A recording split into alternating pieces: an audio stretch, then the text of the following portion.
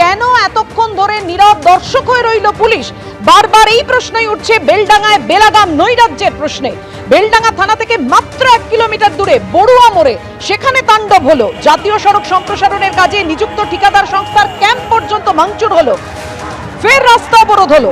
ঝাড়খণ্ডে মুর্শিদাবাদের পরিযায়ী শ্রমিকের মৃত্যুতে যখন উত্তপ্ত বেলডাঙ্গা, তখন পুলিশ বলছে আমরা ধৈর্যের পরিচয় দিয়েছি।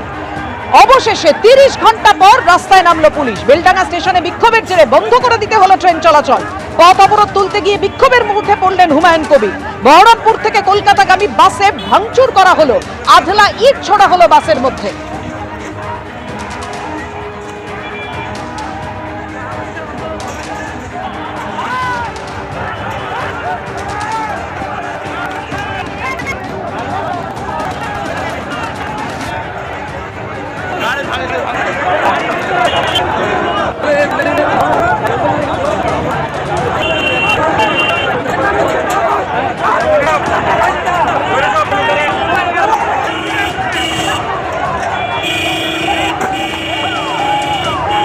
যেভাবে উত্তপ্ত হয়ে উঠল বেলডাঙ্গা গতকালকের পর আজও আক্রান্ত হলো সংবাদ মাধ্যম। হামলা হলো আমাদের প্রতিনিধি এবং চিত্র সাংবাদিকদের ওপর। দেখতে পাচ্ছেন আপনারা একের পর এক মুহূর্তের ছবি, যে মুহূর্তে জ্বলছে বেলডাঙ্গা, অগ্নিগর্ভ বেলডাঙ্গা।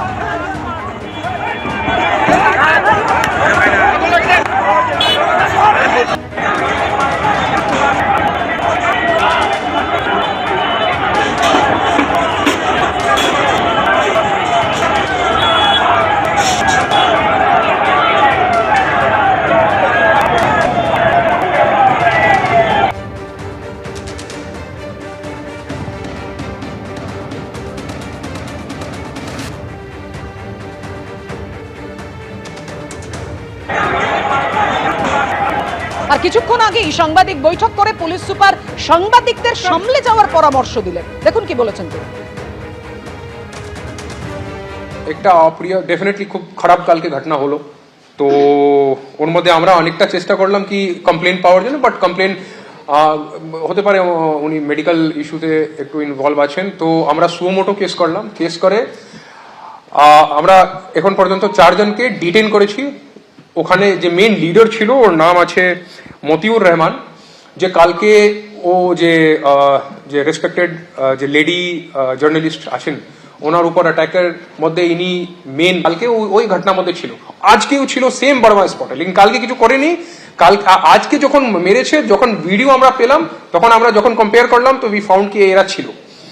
তো এই 4 জনকে আমরা অ্যারেস্ট করে ও পার্টিকুলার কেসে আমরা পাঠাবো, যে জার্নালিস্ট ইঞ্জুরি যে কেস আছে কালকে।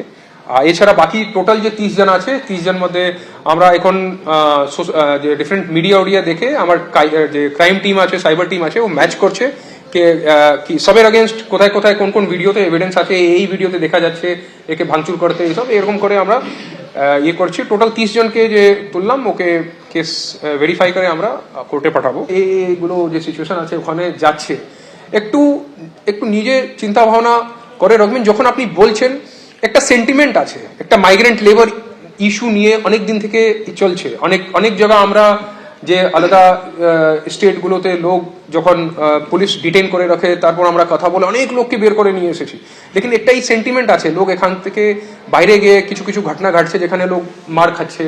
তো এই যে সেন্টিমেন্ট আছে, যখন আপনারা মিডিয়া বন্ধুরা যখন প্রশ্ন করছেন, তখন একটু সেন্টিমেন্টকে চিন্তা ভাবনা করে, মানে উই উইল রিকোয়েস্ট কি আপনার দিক থেকে কোনো উকসানিমূলক কোনো কথা আপনি না বলেন, কি অপোজিট দিকে মানে এখন তো ভিড়ের সেন্টিমেন্ট আছে।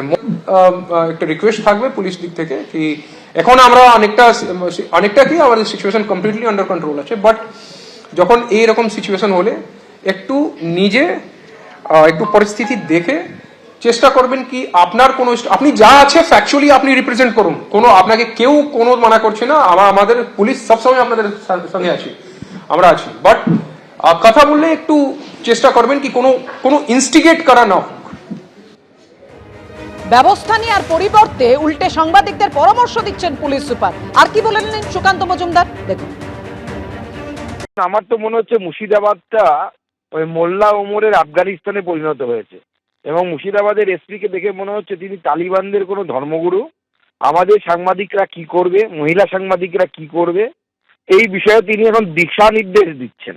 তার কাজ সেটা না, তার কাজ হচ্ছে যখন এই ধরনের হুলিগ্যান্সরা, দাঙ্গাকারীরা রাস্তায় নেমে যখন দাঙ্গা করতে চায় তাদের মাথা ভেঙে দেওয়ার দায়িত্ব হওয়া উচিত হচ্ছে সেই পুলিশ সুপারের। তিনি সেটা না করে এই সমস্ত কাজ করছেন। অপদার্থ পুলিশ সুপার, অপদার্থ পুলিশ মন্ত্রী। এবিপি আনন্দ এগিয়ে থাকে, এগিয়ে রাখে।